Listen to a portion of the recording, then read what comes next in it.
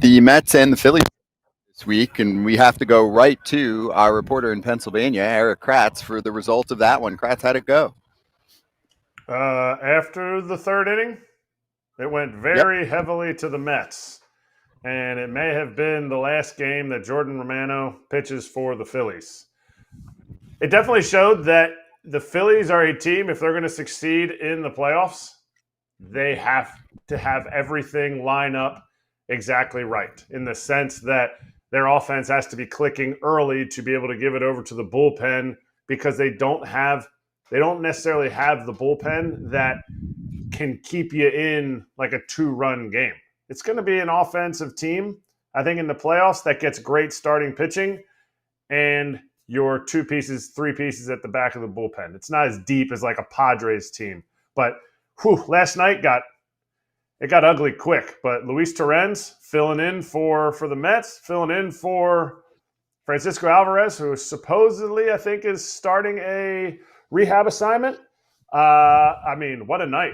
He was clearly going to right center field the entire night and ended up with 5 stakes, big 3-run jack to put the game out of control. It was the Luis Torrens game. Yeah, Vientos has been fired for the Mets for a few days now. They got to Christopher Sanchez, who's a top 3 Cy Young guy this year, 6 runs, 5 earned. And after the 10 unanswered runs from the Mets and a big win, or were they down 3-0, the Mets? Yeah. 13 unanswered. Yeah. Because they won 13-3. Yeah, I will bring this question up, and I know it's one game, AJ.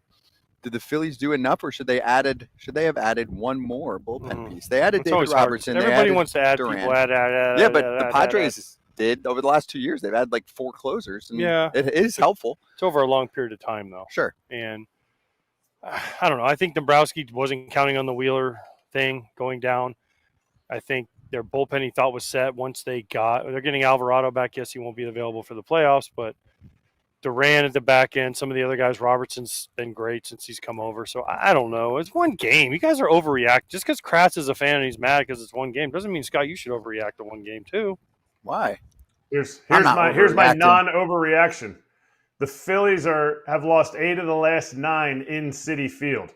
Maybe the Phillies don't want to see the Mets in the playoffs. Just saying. Well, they lost him last year. And Lindor went 0 for 6 last night. And Lindor went 0 for 6 last night, and they still scored 13.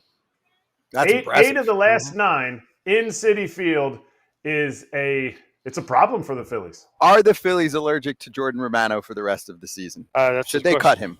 He's got an 8.23 ERA in 42 2/3 innings. It's August, almost September. Yeah, I don't. Kratz, help us out here. Yeah, probably.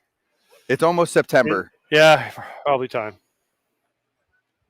I feel like it's time. I never want to condone cutting somebody, but they've given him over 40 innings. That is a crazy amount. And I heard Topper talk the other day. Rob Thompson was talking about it, and he said, really lately, it's been a lot of one pitch, unlucky mistakes, and then he makes one pitch that is left in the middle of the plate. Yeah. That's what happens. He's getting behind in the count. He's throwing that slider that used to be that gyro slider that was more like a curveball but spun like a slider, and it doesn't have the depth. So not only is it starting off the plate and staying off the plate, but then when it's on the plate, it's not breaking down like it used to. And it's okay. It's okay. It doesn't mean his career's over. It just means you hope there's somebody in AAA, maybe an Andrew Painter, who can adjust as go from starting and throwing a pen for these guys. They need somebody to step up. Jordan Romano was never, since May, he wasn't going to be a piece for the playoff roster. But you're still talking about trying to get through these innings, and it can't be Joe Ross every night. Agreed. It might just be time. Maybe he goes to the offseason, goes to a place and figures some stuff out and comes back next year better than ever. Who knows? Phillies fans wanted Taijuan Walker gone, but he was on a multi-year contract. Jordan Romano Taijuan Walker's been very valuable for them. That's my point. They wanted him off the team, and last year in June or something like that, right? Different. Kratz, and they held on. Different because he was on a multi-year Jordan contract.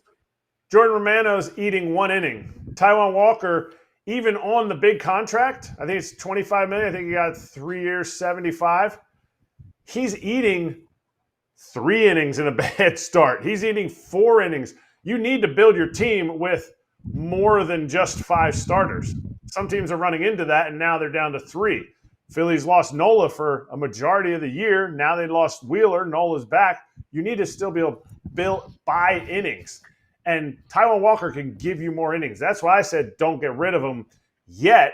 Now Taijuan Walker's thrown himself should be in the mix to be on the playoff roster. FT fam, welcome to the world's most comfortable swimwear. For a moment, we are talking about Fair Harbor.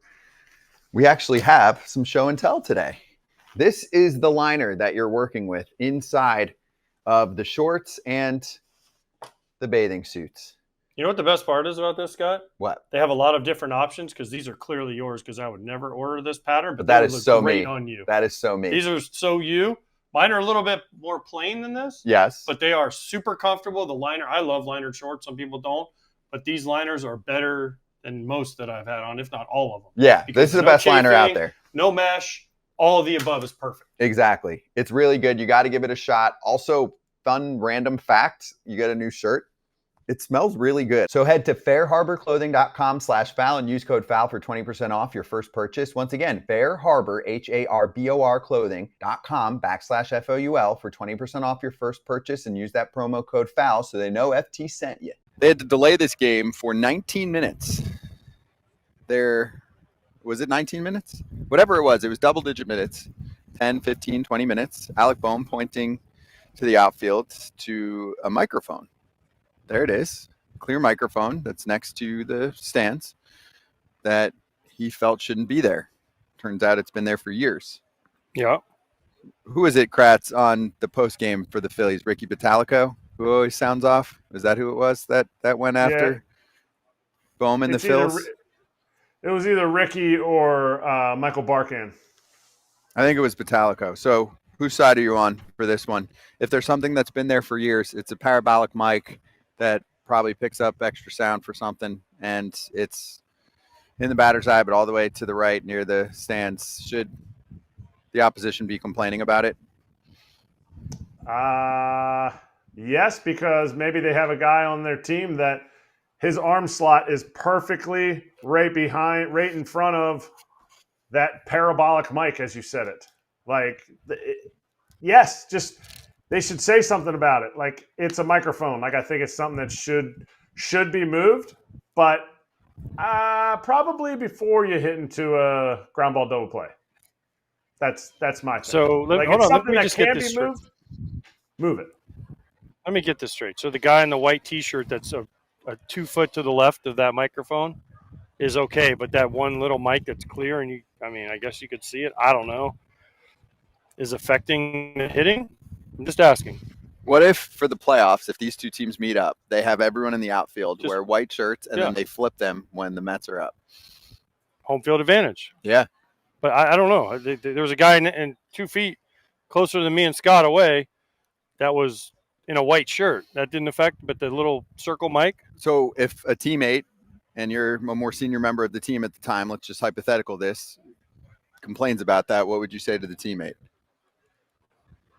I'm not going to say that on the air. I'll say it. I can't stand when guys come back to the dugout and be like, I can't see the sun. And so you go up to the dugout and you're like, where's the sun at? Like, I'm trying to look. Like, there's a lot of things that can get in the way, but I don't know. It's partway through the game too. It's been in Citi Field for years, so. Hey, what's Alec Bohm hit? What's his career numbers? That's the question. What's his career numbers at Citi Field? Oh, you think they're bad, and then he's like, no, I don't know. I'm just asking. Something? Maybe I don't know. Maybe whoever he was facing, he has bad numbers against. True. I don't know. I'm just saying. Look it up. I don't know. It was a weird thing to complain about. Yeah, that's why it was brought up. I know. Was it 20 the Phillies minute delay? Postgame show? It's like, I don't know if we're doing that. You're taking a delay off. Yeah, a game that's trying to speed up. It's Yep. one thing if it's something new, right? Hey, we just put that out there. But if it's there for years, it's not the first time the Phillies have been there with that.